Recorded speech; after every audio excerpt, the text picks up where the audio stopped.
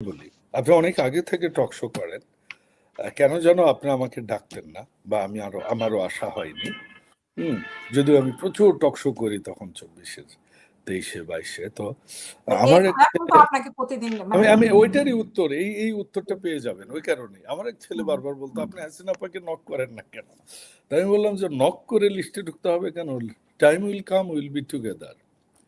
So time will come, BNP will prove that petrol is there, number one. Number two,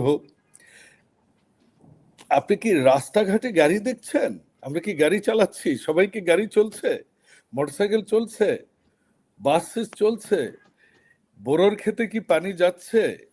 আপনার বাস, truck সব চলছে তো, গাড়ি চলছে তো। Everyone has the petrol, correct? আমি ব্যক্তিগতভাবে গতকাল এটা সার্চ করলাম। আমি ধনী মানুষ নই, খুব কষ্ট করে চলি, এই কারণে আমার গাড়িটা এলপিজি করেছি কস্ট সেভিংসের জন্য। আমার ড্রাইভার আবার বলে, স্যার সব জায়গায় বললেন না এটা, মানুষ কি বলবে, আপনি এমপি মানুষ এলপিজি চালান। তো আমি প্রাউডলি বলি না। তো আমি নিতে যে আমি সাউদার্ন মানে ফুয়েলিং স্টেশন যেটা, এটা হচ্ছে আপনার 7 রাস্তায়, আমি জিজ্ঞেস করলাম কি ব্যাপার ভাই, পেট্রোল কতটুকু আসছিল, অকটেন কতটুকু? বলে 13,000 আজকে আসছিল। আমাকে শেষ হয়ে গেছে, একটু আগে শেষ হয়েছে, এই জন্য আমরা বললাম পেট্রোল অকটেন হবে না। আমাকে বাকি কি অবস্থা? ডিজেল চলছে। তাই বললাম এর আগে কিরকম নিতেন, গত বছর এই মাসে কিরকম নিতেন? বলে গত মাসে ওই বছর 9,000, 9,500, 10,000 লিটার যাইতো। বললাম এবার বেশি যাচ্ছে তাহলে, মানে গাড়ি ঘোড়া বাড়ছে না ঢাকা শহরে মানুষ বাড়ছে? বলে না স্যার, আমাদের কাছে সাংবাদিকরা অনেক এসে খোটাখুটি করছে। কি হয়েছে, কি কাহিনী? সাংবাদিকরা বলতেছে কি পেট্রোল শেষ, পেট্রোল শেষ, কেন, কি হয়েছে? তো ওরা বলতেছে স্যার, আমরা জীবনে দেখিনি যে এই মোটরসাইকেলের যে ট্যাঙ্কি, এটা কোনোদিনও ভরাই বাইকাররা। সবসময় 200 টাকা, 300 টাকা, ম্যাক্সিমাম 500 টাকার তেল নিত। এখন এরা ভরে ভরে নাই। এক, দুই, কারো ট্যাঙ্কিতে যদি হাফ তেল থাকে, ওইটাও সে বাড়ি যাওয়ার সময় ফিল আপ করে যায়। যে ইন ট্রানজিট যে তেল, এটা কিন্তু ফিল আপ হয়ে গেছে অলরেডি। আমার মনে হয় tomorrow, day after tomorrow, you will not find that people is having those lines. Number one. Number two, কেউ কেউ বলে, আমি এটাকে পলিটিক্যাল রেটোরিক মনে করি, যে বিরোধী দলের লোকজন এখানে বাইক নিয়ে ভেজাল করে দেখাচ্ছে। কিন্তু আমি যেটা মনে করি, বাংলাদেশের মানুষ ইউনো, মানে এখানে একটা হুজুগ একটা বড় বিষয়, কিন্তু ব্যাপক বিষয়।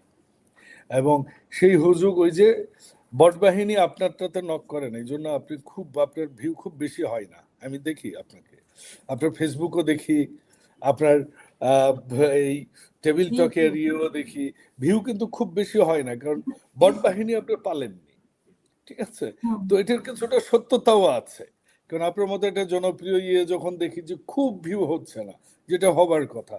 কারণ আপনার হোস্ট গুলোর ক্ষেত্রে আমার মনে হয়েছে যে আমি বোধহয় সবচেয়ে মানে কম পরিচিত একজন হোস্ট আপনার এখানে। তো সরি, গেস্ট। তো অন্য গেস্টরা অনেক হাইলি কোয়ালিটি, আমি অনেকগুলো দেখেছি আপনার, অনেক, অন্তত 50টা আমি দেখেছি আপনার সেই 23-24-এ। তো যাই হোক, তখন অনেক, যখন আমরা শুরু করেছিলাম তখন প্রচুর মানুষ বসে থাকতো। এখন যাই হোক, তখন আমরা অনেক জনপ্রিয় ছিলাম। এখন এখনো আপনি জনপ্রিয় থাকবেন, আপনার অনেক লাইক কমেন্ট করবে আপনি যদি ইউজ করতে পারেন ভালো করে। তো কাজে আমাদের বাংলাদেশের মানুষ আসলে অনেক কিছু দিয়ে মানে সিচুয়েশনকে বিচার করে। লবণ যখন থাকে না বললে একটা হাহাকার পড়ে যায়। কিন্তু আপনি দেখুন, এই যে এখন পেঁয়াজের দাম নেই, কৃষকেরা পেঁয়াজ কিনে বাজারে নিয়ে আসলে যে পেঁয়াজের যে কস্ট অফ প্রোডাকশন, এটা তারা পাচ্ছে না। আলুর অবস্থা একই গেছে দেশে, এটা কিন্তু নিউজ হয় না। পেট্রোল পাম্পে একটা মানুষ দাঁড়ায় আছে, এইটা কিন্তু নিউজ। নেগেটিভ নিউজ এদেশে খুব দ্রুত যায়, কিন্তু এদেশের অনেক পজিটিভ নিউজ আছে, সেটা নিয়ে কিন্তু তাহলে কি আপনি কি মনে করেন সরকারি দলকে একটা বেকায়দা আমাদের এই মুহূর্তে 2 লক্ষ মেট্রিক টন ডিজেলের মজুদ আছে, হয়তো আবার কমে গেছে, কন্টিনিউয়াস প্রসেস। আমরা 2 lakh metric ton diesel is on the way.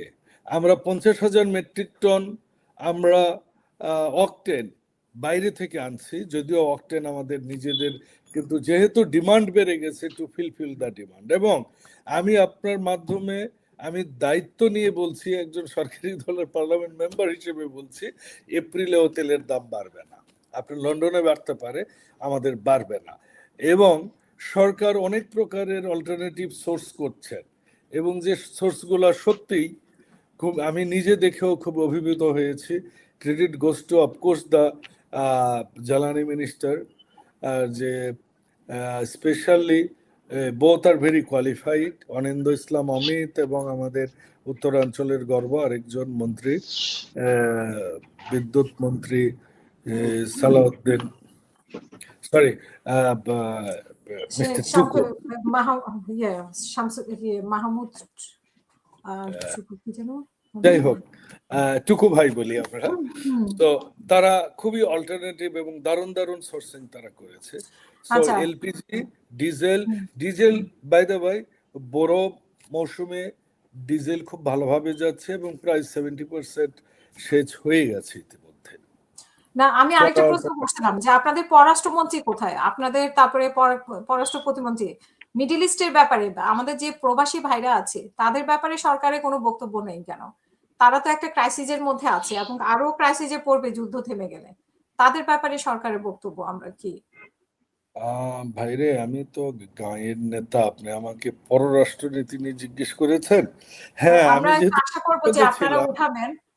আমি যেহেতু না না না না সংসদে এটা পররাষ্ট্র প্রতিমন্ত্রী উনি নিজেই বিবৃতি দিয়েছেন যে মধ্যপ্রাচ্য পরিস্থিতি নিয়ে, এবং আমরা কি করছি, বিদেশ থেকে কিভাবে আমরা লোকজন নিয়ে আসছি, কতজন ইতিমধ্যে এনেছি, বাকিগুলোর প্ল্যান উনি সংসদে বিবৃতি দিয়েছেন। শ্যামাবাই ম্যাডাম, আমরা আশা করব যে উনি আরেকটু গুরুত্ব দিবেন, গুরুত্ব দিয়ে কথা বলবেন। সংবাদ সম্মেলনটা করেননি এবং সাংবাদিকরা এটার হাইলাইট করেননি, কারণ উনি বেশ কিছু স্টেপ এখানে দেখিয়েছেন এবং প্রসেস দেখিয়েছেন এবং কিছু সাফল্য দেখিয়েছেন।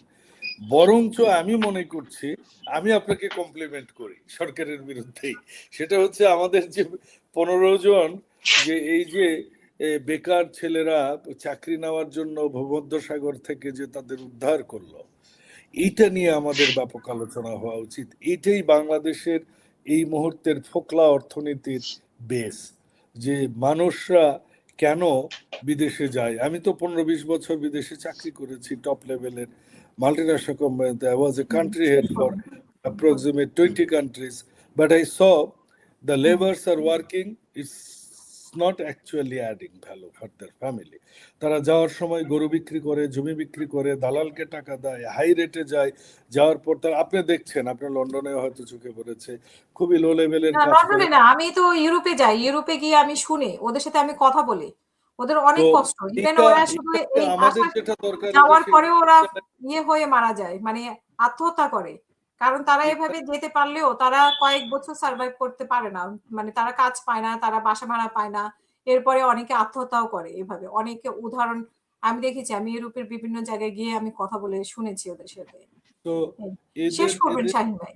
তো এটার উপায় হচ্ছে আমাদের এখন ইন্ডাস্ট্রিয়ালাইজেশন নিয়ে আলোচনা হওয়া উচিত, যে বাংলাদেশ কেন লাইট বা বাল্ব বা ছোট ছোট এই নাট বোল্ট চায়না থেকে কেন ইম্পোর্ট করবে, কেন আমরা এটা বানাইতে পারি না। আমাদের ব্যাপক হারে ইন্ডাস্ট্রিয়ালাইজেশন দরকার, এবং সেটাই আমাদের বাংলাদেশের অর্থনৈতিক মুক্তির একমাত্র উপায়। এবং দেশীয় অর্থনীতিকে চাঙ্গা করতে গেলে আমাদের বিদেশে রপ্তানি আমদানি নির্ভরতা কমানোর একমাত্র উপায় হচ্ছে আমাদের এখানে প্রোডাকশন করতে হবে। সো ইন্ডাস্ট্রিয়ালাইজেশনটা ব্যাপক হারে হওয়াটা দেশে খুব জরুরি। এই সার্ভিস ইন্ডাস্ট্রি এবং এই সেই তথাকথিত শহীদ প্রেসিডেন্ট জিয়াউর রহমানের আমলের দেয়া গার্মেন্টস, এখন নতুনভাবে এখানে যদি আমরা শ্রমনির্ভর শ্রমঘন ইন্ডাস্ট্রি করতে চাই, সেটা হচ্ছে হালকা প্রকৌশল শিল্প, যেটাকে আমরা লাইট ইঞ্জিনিয়ারিং ইন্ডাস্ট্রি বলি, সেগুলো ব্যাপক হারে জেলায় জেলায় হওয়া উচিত বলে আমি মনে করি।